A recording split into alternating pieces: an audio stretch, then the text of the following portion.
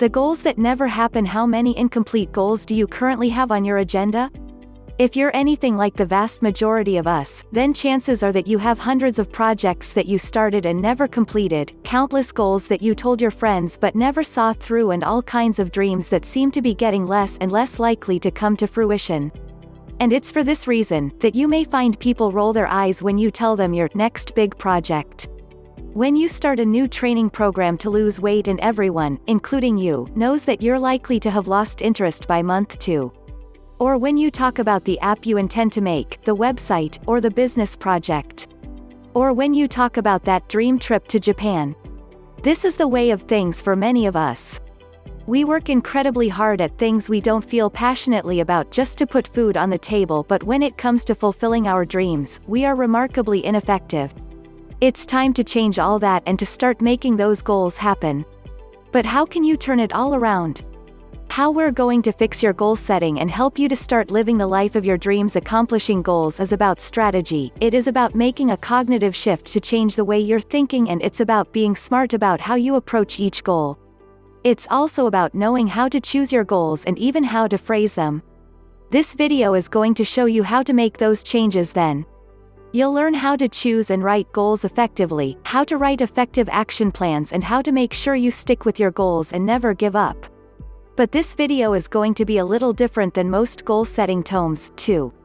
After we've given you the broad tools you need to start setting and accomplishing your goals, we're then going to take a look at how you can begin to put them into practice. Because while a goal can be pretty much anything, for many of us they are going to fall into one of a few different categories. Most of us have goals for our relationships, goals for our fitness, goals for our careers, and goals for travel. We're going to provide not only the abstract strategies you need to start making effective goals then, but also the step-to-step processes that will let you apply these strategies in each of these areas. By the end of this video, you'll be adept at setting and accomplishing any goal. And at the same time, you'll have powerful strategies for improving your relationships, your fitness, your career, and more. Ready to change your life? The most powerful skill you can learn, goal setting. Learning how to set goals properly is arguably the most powerful skill that you can possibly learn. Why? Because it will allow you to then accomplish a huge range of other goals. When you know how to set goals, it allows you to effectively work toward anything. This is the key to unlocking pretty much everything you could want from life. So ironically, the first goal you should focus on is the goal of setting goals. And until now, you've probably been doing it all wrong. The problem with your current goals: how can a goal be wrong? Sure, any objective is a worthwhile one, but the way that you phrase your goals and structure them is going to massively change your likelihood of finding success. Let's take weight loss as an example because it's one of the more straightforward goals that is easiest to implement. When you set out to lose weight, you should start with a concrete goal. And for most people this will look something like this: lose 2 stone by next year. This is a terrible goal. Why? First of all, it is far too vague. How are you losing weight? Weight from where? Why do you want to lose the weight? What do you actually want to look like? At the same time, it's out of your control. Even if you are completely committed to your goal, you may find that outside forces prevent you from being successful. Maybe you get ill, maybe you accidentally follow the wrong program, maybe it turns out you have a bad metabolism. Finally, the goal is too far in the future. If your goal is to lose weight by next year, that then essentially gives you a license to procrastinate. The target is so far away that you indulge yourself in a little overeating or put off exercise for a while and not worry about it until next month. 6 months pass and you realize you're actually further from your goal. And because it's too late, you're likely to just give up at this point. Not a good goal. What good goals look like? So, what does a good goal look like? How might you phrase this same objective in a manner that will increase your chances of success? The first thing to do is to focus on things that are immediately within your control and that are not influenced by outside factors at all. These goals should be things that you can accomplish in a guaranteed manner and that you will be immediately graded on a pass-fail basis. So for instance, instead of aiming to lose 2 stone by next year, you would use this goal: I will work out 3 times a week, every week, for at least 15 minutes. Now that is a goal that you can aim for. Regardless of your metabolism, or of injury, or of any other outside factor, this is a goal that you can accomplish. It also means you can't put off the goal, and it means you'll never reach that disappointing point where you can no longer stand any chance of completing it. At any point in your life, there is no reason that you can't set out to accomplish this goal and expect to be successful. But by focusing on this small short-term goal, you will then find that the long-term goal of losing the weight takes care of itself. How to formulate your goals, but that doesn't mean that any short-term goal that is binary in nature is going to cut it. First of all, you need to know what you want and make sure that the goal you are setting for yourself is going to help you get there. You need your goals to be intrinsically motivating, and that means that you have to feel truly passionate about them. It's only by following a goal you really feel excited about that you will find you have the energy and motivation to keep going. Working out for 15 minutes a day is an effective goal because it is sure to take you closer to your broader goal of losing weight. By keeping that end goal in mind, you should stand a better chance of staying motivated to work out even when you're feeling tired, or when you're feeling low on willpower. And you shouldn't just be aiming to lose weight, either. Instead, you should have a more concrete vision of what this entails. Do you want to be thinner? Do you want to be more muscular? Why do you want that thing? Is it so that you will be more attractive to the opposite sex? Or because you want more energy? Be honest with yourself and listen to that drive inside that is pushing you toward the goal you want to accomplish. If your goal is to make money, then try to focus on what the emotional hook is that is making you want that money. It likely boils down to more than cash. Maybe it's status you really want? Power? Confidence? Freedom? Only by really understanding the true nature of your own dreams can you A. Take the fastest route to accomplishing them, and B. Maintain the drive and motivation you're going to need to get there. This is going to require some soul searching. Moreover, you need to ensure that the goals are achievable and realistic, and that you have broken them down into small enough steps. Case in point, our goal for weight loss is to work out 15 minutes per day. That's a tiny amount, but it works because it's achievable and realistic. If you make your goal harder, such as working out for an hour a day, then you're going to find you're quickly disappointed when you can't find the time or the energy. You'll put off the exercise and make excuses. The best part about training for just 15 minutes is that once you start, you'll often find you go for longer. Put it this way, it's much better to have a small, easy-to-accomplish goal and stick with it, than it is to have a massive, life-changing goal that you can't manage.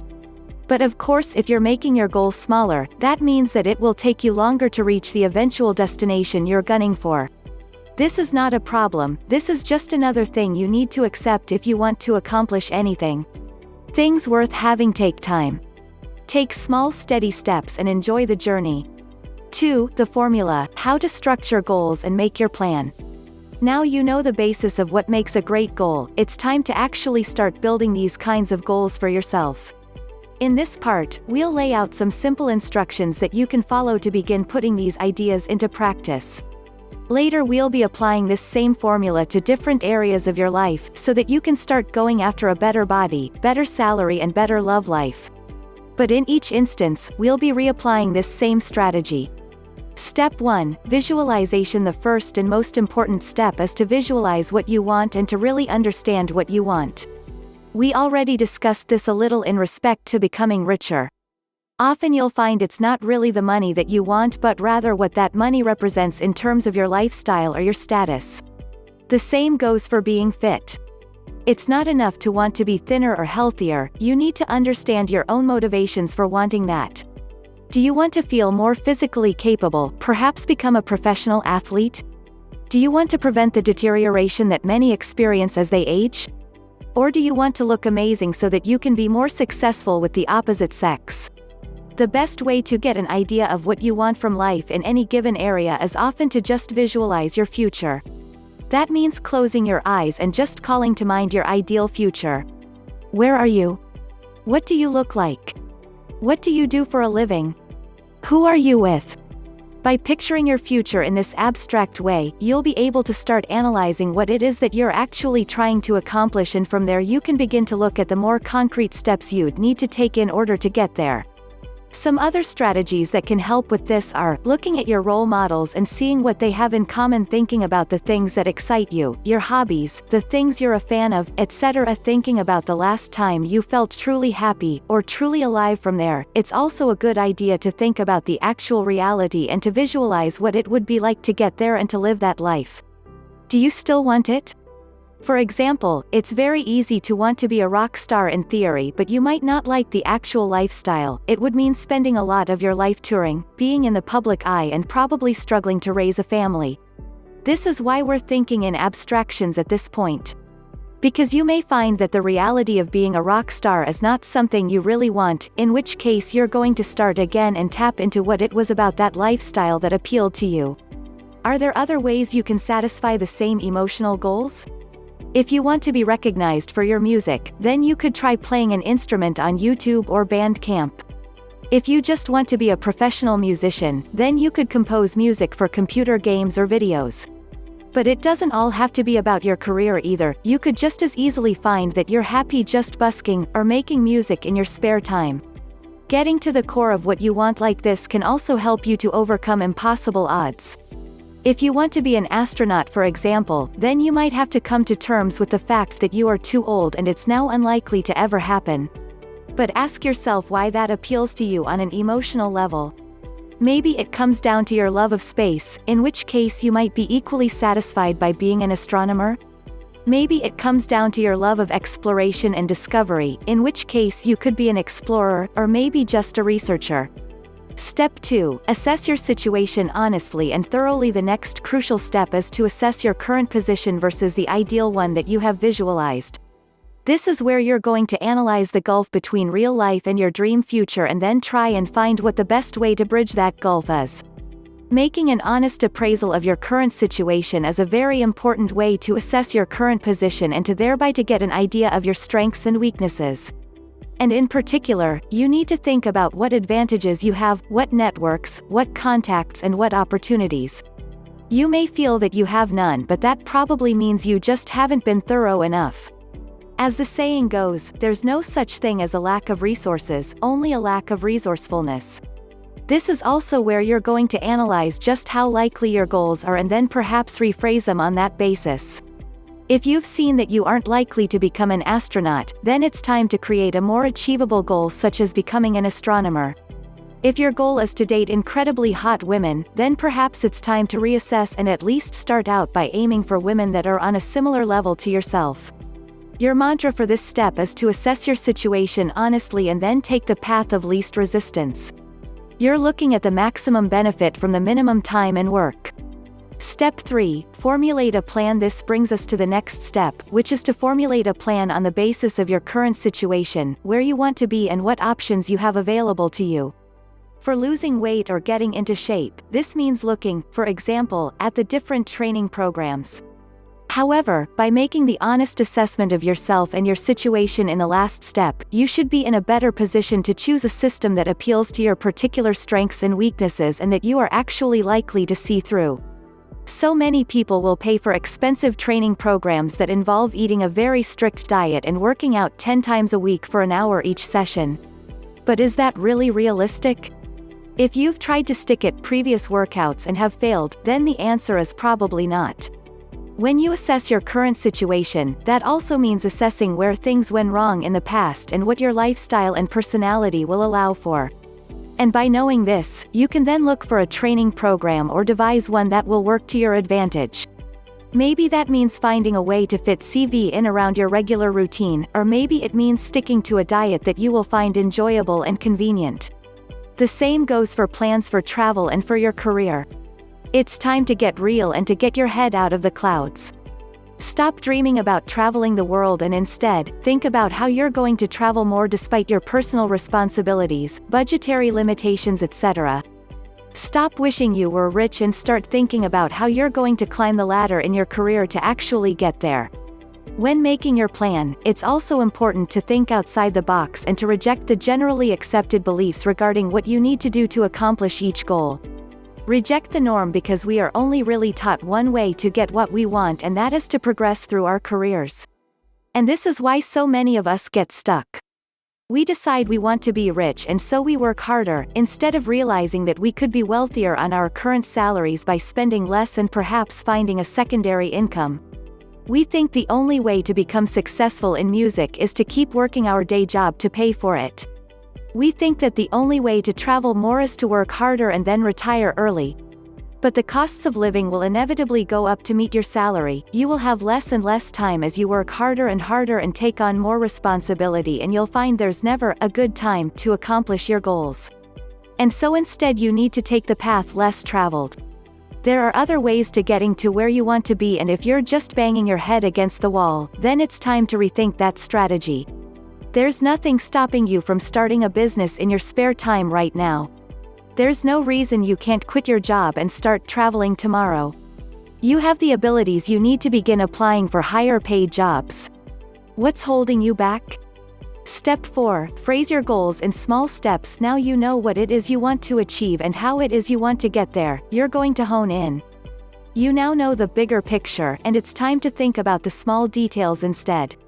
You know you want to get fit, you know that going to the gym is not viable for you, and you know that working out from home makes a lot more sense. So all that's left to do is to phrase this as a goal that you can focus on every day or week.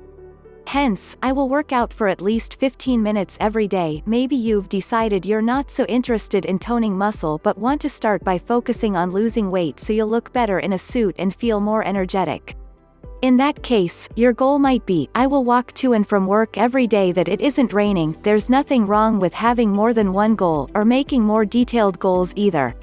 You might couple this with a secondary goal, which could be, I will not eat anything on my foods to avoid list. Focus on these small steps and get yourself closer to your goal one bit at a time. Likewise, if you want to advance your career, then your goal might be to take every opportunity that arises to enhance my CV, or apply for one job in the evening, 3 times a week. Some of your broader goals are going to take multiple steps.